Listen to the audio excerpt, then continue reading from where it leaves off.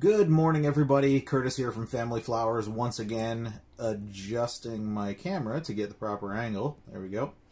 Today we're going to talk about Ficus microcarpa, or a lot of people call it the ginseng ficus, Chinese banyan, Malayan banyan, Indian laurel, curtain fig, gujumaru. It has so many names, as it is in the fig family, which is, I believe, Maraceae. So this plant comes from an area throughout China and tropical Asia, and I believe in Australia as well. They can also be found in Sri Lanka, so it has quite a wide range. But I'd like to talk to you guys a little bit about this plant. It's one that we have in at Family Flowers. One of my personal favorites, as I have one here at the house. So let's talk about it. Well, first things first. These guys can grow like a bonsai, so if you keep them in a small pot, they're only going to grow to the size of that pot. So to give you an example, let's pull this one out and just show you that it's in a smaller pot, and I'd say it's pretty root bound at this point, but it's going to stay this size for the most part, maybe with the branches stretching a little bit and splitting a little more. Let's pop her back in there. If you plant it in a larger pot, it will grow large. This tree, as it is a fig, can get quite big. So it depends on the size of pot that you're going to put it in. However, I would suggest that when repotting, you do at least 2 times larger per repotting. So a 4-inch to a 6, 6 to an 8. You guys know the drill by now. What else? Light. So they do well in medium, or where they can get a little bit of sun in the morning, not that afternoon heat. If it gets too much sun in the afternoon, you will get scorching.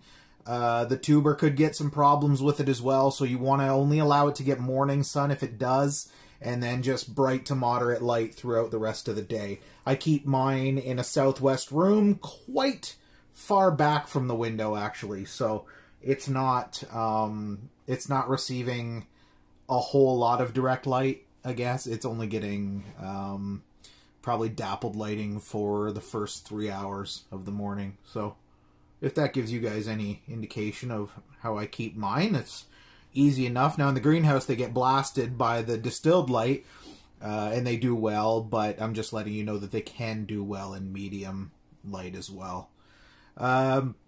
Temperature with these guys, they can get like a normal room temperature. You don't want to get them too cold, especially in frosts or near drafty windows, because you can get long-term damage when the plant's little. As it grows up, it can kind of adapt a little more in your household.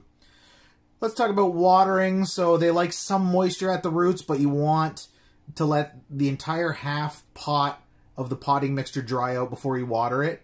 So it can also dry out for long periods, because you can see that it has that bulbous top there, and that stores water.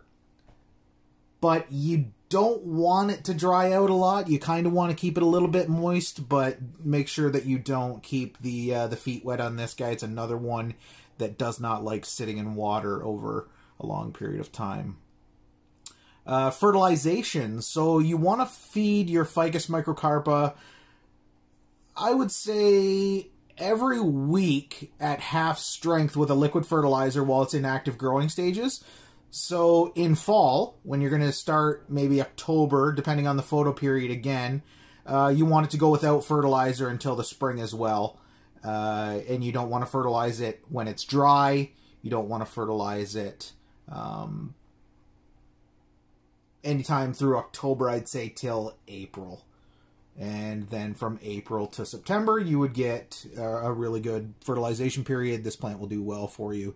But again, half-strength liquid fertilizer, something like Scott's brand, where you can time the drops and tell how much it needs. This plant doesn't need to be bottom watered. It can be watered from the top. Sorry, I'm shaking the camera there. My foot just hit the tripod. Potting. So you want to repot these guys in the springtime, and you want to have a soil-based potting mixture with some good aeration, something like the perlite mixed in with our standard potting soil that we carry at Family Flowers would be perfect. You definitely don't want to overpot them, so as I said earlier, you go up by a size of 2 at the maximum for these guys. Propagation, you can propagate these guys by cutting the stems, and you can put them in some peat moss mixed with perlite or sand, or you can also try doing them in water, as you would with a lot of other ones in your propagation stations at home.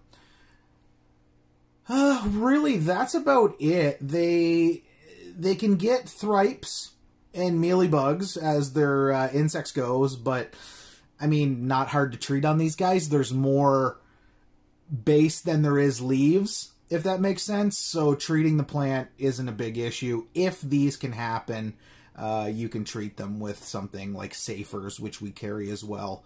And if you need help with that, you can always let us know, and we can help identify any pests or insects that you may have, and guide you guys in the appropriate direction for what you need to help it out. So again, Ficus microcarpa. We've got the green foliage, the upright stem. You're looking at a total height, if it's grown in bonsai size, roughly about, I'd say, no larger than 16 to 18 inches. And then in its adult form, if you were to grow it in a large pot, these guys can get up to 40 feet. You want to make sure you water sparingly. You want to get it bright filtered light or medium indirect. You want to keep it at a maximum of 27 Celsius or a minimum of 16. They like low humidity, which is good for a lot of households throughout the growing season, and they're pretty hardy. So anyhow, I hope you guys found this informative, and once again, come on into Family Flowers when we're back into operating hours, or you can order from us and do our new curbside pickup. The best way to find that out is through our Facebook page, and send us a DM there, and we can definitely let you know how things are done. But this is Ficus microcarpa ginseng. A beautiful, fun little plant. One of my favorite bonsais. Take care, everyone.